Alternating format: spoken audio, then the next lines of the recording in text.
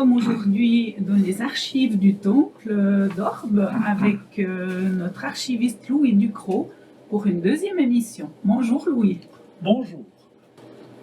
Alors nous sommes dans ce local qui se trouve sous le temple, sous le cœur du temple. Et à l'époque, c'était un local de garde pour les soldats qui surveillaient la ville.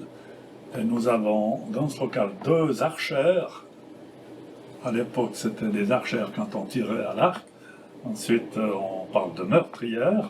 Il y en a une qui se trouve ici, et une autre qui se trouve ici de ce côté, avec la vue sur le passage de la poterne. On a donc une armoire où on a conservé des parchemins, parce qu'à l'époque, c'était sur parchemin, en latin. Et on a les comptes communaux depuis 1404. Chaque année, il y a un volume. Oui. Et c'est assez remarquable, ces comptes, parce qu'à l'époque, on faisait une écriture, mais on disait pourquoi on l'avait faite, c'était assez détaillé. Et quand on a des recherches à faire, surtout pour les historiens, on trouve énormément de choses dans ces comptes qu'on ne trouve pas ailleurs. Oui. Elles sont toujours d'actualité ? Ah ben bien sûr, elles sont toujours d'actualité parce que c'est d'abord la loi cantonale sur les communes qui oblige les communes à avoir des archives. Et c'est le syndic qui en est responsable et qui délègue ses responsabilités à un archiviste ou au secrétaire municipal. Et pour quelles raisons elles n'ont jamais été stockées dans la commune ou... C'est une question de coût. On n'a pas de bâtiment assez vaste, donc on a toujours les archives ici dessous. Et les autres archives techniques sont au collège du Grand Pont.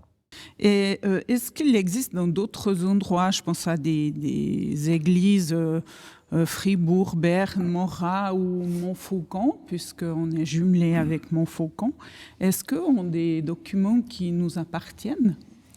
Oui, alors on a eu des contacts avec les gens de Montfaucon, Montbéliard, où il y a bien sûr des archives. Il y en a, on sait qu'il y en a à Dijon ou à Besançon.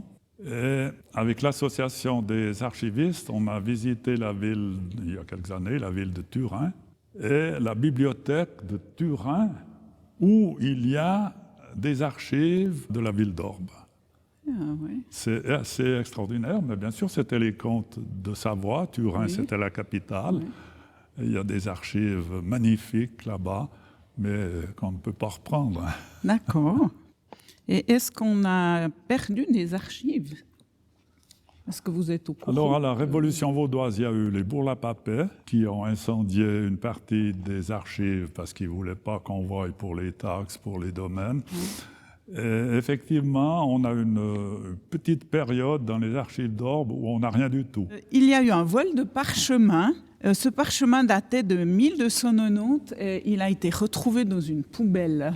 Est-ce que tu peux nous dire deux mots ? Alors, ce parchemin, c'est le plus vieux document, parchemin en latin, daté de 1296, qui fixe les limites de la forêt de Chassagne, la forêt communale de Chassagne, qui se trouve sur la commune des Clayes.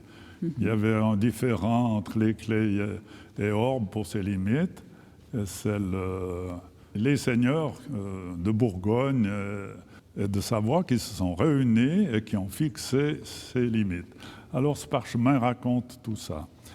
Et en janvier 2018, la police me téléphone pour me dire il faut descendre aux archives, ça a été cambriolé. Alors je descends en courant, j'arrive là, on a vu que la croix en bois qui se trouve là avait été cassée, il y avait quelques graffitis, et effectivement, les cambrioleurs se sont introduits aux archives, en passant par le plafond qui n'était pas très solide, cassé différentes choses, cassé le cadre et le verre de ce parchemin qui avait disparu. Une année après, je reçois un téléphone des archives d'Yverdon. Alors c'est un monsieur qui habite Concise, qui passait sur la place Pestalozzi, qui a vu un sac Migros devant le château. Puis il a regardé ça, puis bon, il a été regardé. Il a pris ça chez lui, il a vu que c'était des documents d'archives. Il les a ramenés aux archives à Yverdon, qui ont téléphoné à Orbe. Et il y avait là-dedans le parchemin et 2 ou 3 classeurs anciens, intacts, mais voilà, on ne sait pas qui c'est. Mais on les a retrouvés, c'est le principal. Il existe aussi, je crois, un registre des bourgeois d'Orbe. Alors effectivement, il se trouve ici, avec toutes les familles bourgeoises, donc les Combes, etc. Oui. Chaque fois que la ville acceptait un bourgeois, alors il devait payer son entrée dans la bourgeoisie, et tout ça est transcrit dans des anciens registres. Être archiviste dans un monument tel que celui-ci, qu'est-ce que ça représente pour toi? Et puis, depuis combien d'années est-ce que tu fais ça? J'ai commencé quand j'ai été nommé secrétaire municipal en 1967. Il n'y avait pas d'archiviste, et on avait la chance d'avoir Pierre de Cologny, qui était une mémoire d'Orbe à l'époque. Et quand on avait une recherche à faire ou quelque chose, on s'adressait à lui. Il nous renseignait volontiers.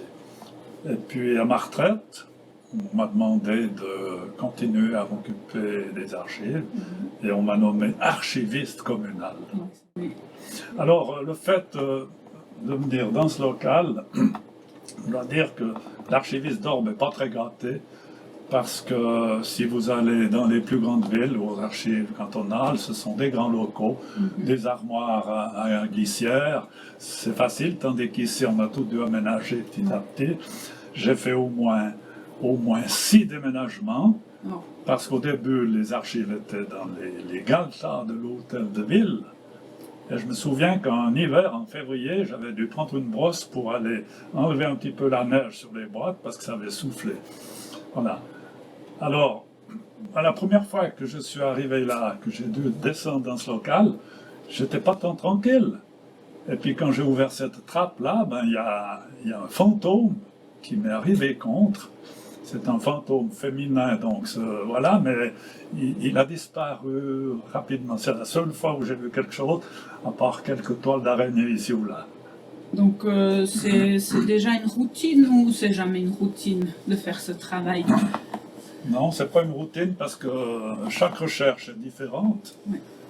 Et je vois quand, par exemple, l'historien Laurent Auberson, qui a fait une étude sur l'hôtel de ville, sur le temple, je viens chaque fois avec lui, je lui aide, on recherche, etc. Et chaque fois, c'est différent. Et ce qui me fait plaisir, c'est qu'on découvre des choses intéressantes qu'on ne connaissait pas. Oui. Je trouve ça formidable. Oui. Ces archives, elles sont de quel type? Elles sont consultables par qui? Les archives sont consultables. L'année passée, j'ai eu 54 demandes, soit des services communaux, soit des historiens, des étudiants qui viennent consulter des archives ou des particuliers pour des arbres généalogiques, par exemple. Alors, bien sûr, on peut les consulter sur rendez-vous. Si moi qui habite une ancienne maison sur la place, si on veut l'histoire de la maison, on peut voir avec toi si tu peux retrouver quelque chose. Et est-ce que ça coûte quelque chose aux gens qui sont intéressés par l'histoire de leur bien? On est tellement gentil qu'on ne demande rien. Oui.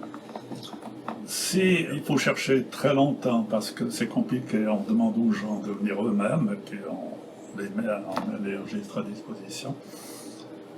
Alors, on a les enquêtes publiques depuis 1900. Alors, bien sûr, si c'est une maison qui a été construite après 1900, on a les plans d'enquête, un dossier.